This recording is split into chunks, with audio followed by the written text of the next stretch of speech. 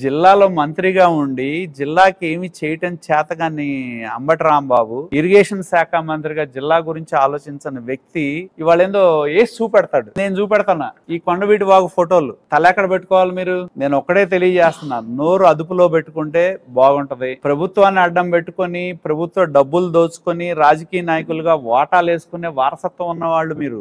ఇంకా చాలా ఉన్నాయి బయటికి రావాల్సినవి, చాలా వస్తాయి కూడా. దీనిలో ఏ డబ్బులు వచ్చినాయి, ఏ ప్రభుత్వ పథకానికి గత ప్రభుత్వంలో వైకాపా నాయకులు ఎట్టా సొమ్ము చేసుకున్నారు, రైతుల దగ్గర నుంచి ఎలా వసూలు చేశారు, అక్కడి నుంచి ఏ వైకాపా నాయకులకు డబ్బులు వెళ్ళి అన్నీ వస్తాయి బయటికి.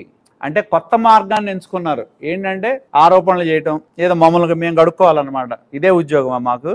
కొమ్మూరు కెనాల్ మీద బ్రిడ్జి పోయిన ప్రభుత్వంలో మొదలు పెట్టారు. కాంట్రాక్టర్ వాడు మీరు నియమించాడే కదా, అసలు ఆ వర్కే వాడు చేయికి చస్తున్నాడు. ఇప్పుడు టర్మినేషన్ నోటీస్ ఇచ్చాం, ఎట్టాగో దాన్ని పట్టుకుని పని చేయించుకోవాలని కింద మీద పడుతున్నాం. వాడికి కావాల్సిన సపోర్ట్ ఇస్తామని చెబుతున్నాం. కొంచెం అక్కడ లెఫ్ట్ తిరిగితే ఒక బెయిలీ బ్రిడ్జి ఉంది. ఆ బెయిలీ బ్రిడ్జికి నేను ఎమ్మెల్యేగా ఉన్నప్పుడు ఈ బ్రిడ్జి మొదలు పెడదామని బెయిలీ బ్రిడ్జికి ఫౌండేషన్ వేసితే 5 సంవత్సరాలు ఆ బెయిలీ బ్రిడ్జి కాల. ఇప్పటికీ ఐరన్ క్రాడర్స్ దాని మీదే ఉంటాయి. దాని గురించి కూడా 2 మాటలు చెప్పాలి కదా ఆయన.